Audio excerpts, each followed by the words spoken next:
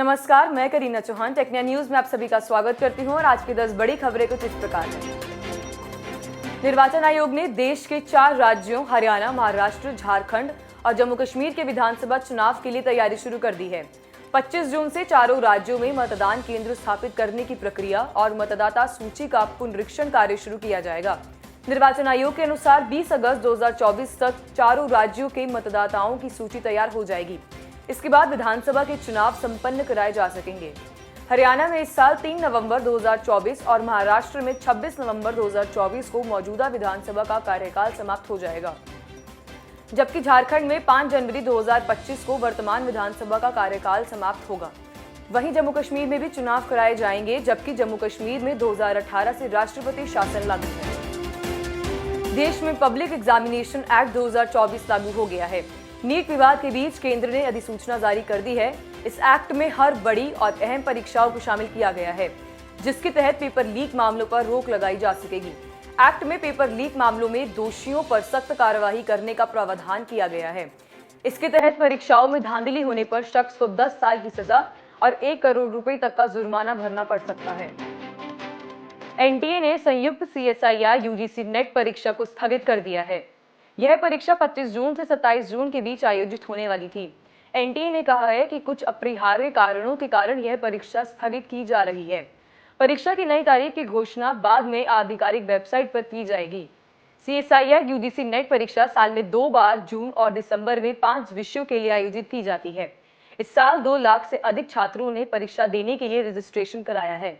यह परीक्षा भारतीय विश्वविद्यालयों और कॉलेजों में सहायक प्रोफेसर बनने की पात्रता प्रदान करती है। इससे पहले 19 जून को हुई UGC नेट परीक्षा भी रद्द कर दी गई है।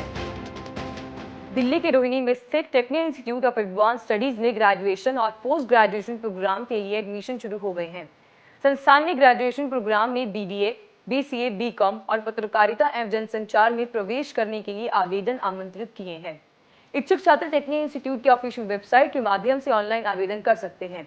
वहीं पोस्ट ग्रेजुएशन प्रोग्राम के लिए MBA और MCA के इच्छुक छात्र आवेदन कर सकते हैं। शुक्रवार को technical institute of advance studies में 10वां अंतर्राष्ट्रीय योग दिवस मनाया गया। इंस्टीट्यूट में सभी शिक्षकों और कर्मचारियों ने एक साथ योग किया। इस दौरान लोगों ने इस साल की योग की थीम स्वयं और समाज के लिए योग की महत्वता को समझा और योगा द्वारा स्वस्थ जीवन शैली अपनाने की बात कही। टेक्निया में योगा कार्यक्रम का आयोजन भारत सरकार की राष्ट्रीय सेवा योजना के बैनर तले किया गया। सरकार ने दालों की जमाखोरी और बेईमानी रोकने के लिए अहम कदम उठाया है। शुक्रवार को उपभोक्ता मामले, खाद्य और सार्वजनिक वितरण मंत्रालय ने एक दालों के भंडारण पर सीमा लगाने का आदेश जारी किया है। आदेश के अनुसार थोक विक्रेता और प्रमुख खुदरा विक्रेता 200 मीट्रिक टन तक ही दालों का भंडारण कर सकेंगे। साथ ही खुदरा विक्रेता और खुदरा दुकानों के लिए 5 मीट्रिक टन भंडारण की सीमा तय की गई है। भंडारण की सीमा 30 सितंबर तक लागू रहेगी। दिल्ली NCR में वाहन चालकों को महंगाई का झटका लगा है। शनिवार से दिल्ली NCR में CNG के दाम बढ़ गए हैं। हालांकि CNG पर सिर्फ 1 रुपये प्रति किलोग्राम की बढ़ोतरी हुई है, लेकिन इसका प्रभाव आम जनता के लिए ट्रांसपोर्टेशन चार्ज पर भी पड़ सकता है। दिल्ली में CNG का रेट 74 रुपये 9 पैसे से बढ़कर 75 रुपये 9 पैसे हो गया है, जबकि नोएडा, ग्रेटर नोएडा और गाजियाबाद में CNG के दाम 78 रुपये 77 पैसे से बढ़कर 79 रुपये 77 पैसे पहुंच गया है। शुक्रवार को दिल्ली NCR में हुई हल्की बारिश से लोगों को गर्मी से राहत मिली है। साथ ही तापमान में भी गिरावट दर्ज की गई है। मौसम विभाग के अनुसार उड़ीसा के कुछ भागों में मानसून आगे बढ़ा है, जबकि दिल्ली NCR और आसपास के राज्यों में मानसून 30 जून तक दस्तक दे सकता है। हालांकि मौसम विभाग के अनुसार दिल्ली NCR में हुई हल्की बारिश प्री मानसून का हिस्सा थी।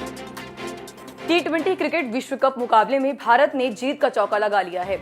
सुपर 8 मुकाबले में भारत ने अफगानिस्तान को 47 रनों से करारी मात दी है।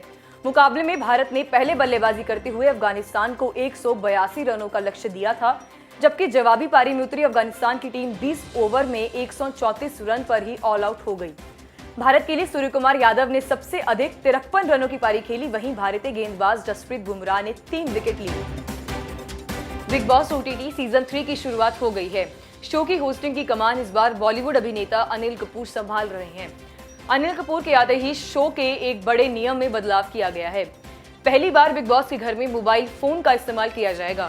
सीजन के पहले दिन शो में अनिल कपूर के स्वागत के दौरान इस बात पर चर्चा हुई लेकिन शो में ट्विस्ट ये होगा कि मोबाइल फोन उसी कंटेस्टेंट को मिलेगा जो घर का भेदी होगा। आज के लिए बस इतना ही। देखते रहिए टेक्निकल न्यूज और चैनल को लाइक, सब्सक्राइब और शेयर करना ना भूलें।